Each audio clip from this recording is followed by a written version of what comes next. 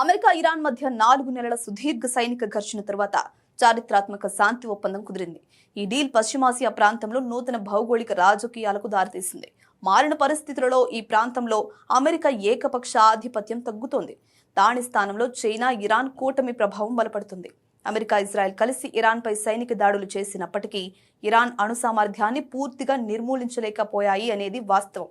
ఈ యుద్ధం ప్రధాన లక్ష్యాలలో ఒకటైన ఇరాన్లో పాలనా మార్పు కూడా జరగలేదు. సైనిక శక్తితో మాత్రమే పశ్చిమాసియాను శాసించలేమని ఈ వార్ రుజువు చేసింది. అన్నింటినీ మించి హర్ముజ్ జలసంధిని ఎలా ఆయుధంగా వాడుకోవచ్చో ఇరాన్కు ప్రాక్టికల్గా అర్థమైంది. హర్ముజ్ను మూసేసి ప్రపంచ ఇంధన వ్యవస్థను స్తంభింపజేసింది. ఫలితంగా అమెరికాలో ద్రవ్యోల్బణం పెరిగి ఆర్థిక వ్యవస్థపై తీవ్ర ఒత్తిడి పడింది. దీంతో డొనాల్డ్ ట్రంప్ ప్రభుత్వం బలవంతంగా చర్చల ద్వారా డీల్ కుదుర్చుకోవాల్సి వచ్చింది. మరోవైపు తాను కొని తెచ్చుకున్న పశ్చిమాసియా సంక్షోభం వల్ల రక్షణ వనరులను ఇండో పసిఫిక్ ఉక్రెయిన్ వార్ నుంచి ఇటువైపు మళ్లించాల్సి వచ్చింది. ఇది అమెరికా అంతర్జాతీయ నాయకత్వ సామర్థ్యాన్ని బలహీనపరిచింది. ఇదే సమయంలో చైనా ఈ యుద్ధ సమయంలో వ్యూహాత్మకంగా వ్యవహరించింది. ఇరాన్ నుండి తక్కువ ధరకు లభించే ముడి చమురును భారీగా కొనుగోలు చేసి ఇంధన నిల్వలను పెంచుకుంది.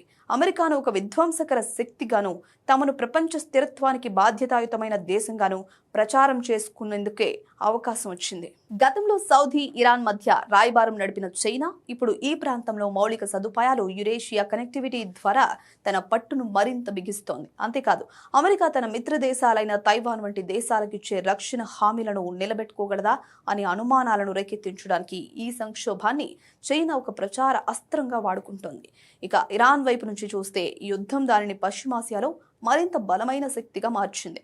అమెరికా వంటి మహాశక్తిని ఎదుర్కొని 4 నెలల పాటు యుద్ధం చేయడమే కాకుండా తన నిబంధనలతో శాంతి ఒప్పందానికి వచ్చేలా చేయడంలో ఇరాన్ విజయం సాధించిందని నివేదికలు చెప్తున్నాయి. ఇజ్రాయెల్ దాడుల వల్ల హిజ్బుల్లా, హౌతీలు వంటి ఇరాన్ ప్రాక్సీ గ్రూపులు కొంత దెబ్బతిన్నప్పటికీ వాటి ఉనికి మరియు ప్రాంతీయ ప్రభావం పూర్తిగా తగ్గలేదు. తాజా శాంతి ఒప్పందం ప్రకారం ఇరాన్పై నౌకాదళ దిగ్బంధం, ఆర్థిక ఆంక్షలు తక్షణమే తొలగిపోనున్నాయి. దీనివల్ల ఇరాన్ చమురు వ్యాపారం మళ్లీ పుంజుకుని దేశ ఆర్థిక వ్యవస్థ బలోపేతం కానుంది. గల్ఫ్ దేశాలు సైతం కేవలం అమెరికా భద్రతపైనే ఆధారపడకుండా చైనా, రష్యాలతో తమ బంధాన్ని బలోపేతం చేసుకుంటున్నాయి. దీనివల్ల రాబోయే రోజుల్లో పశ్చిమాసియాలో చైనా ఆర్థిక దౌత్య వ్యూహాలు, ఇరాన్ సైనిక వ్యూహాలు మరింత కీలకం కానున్నాయి.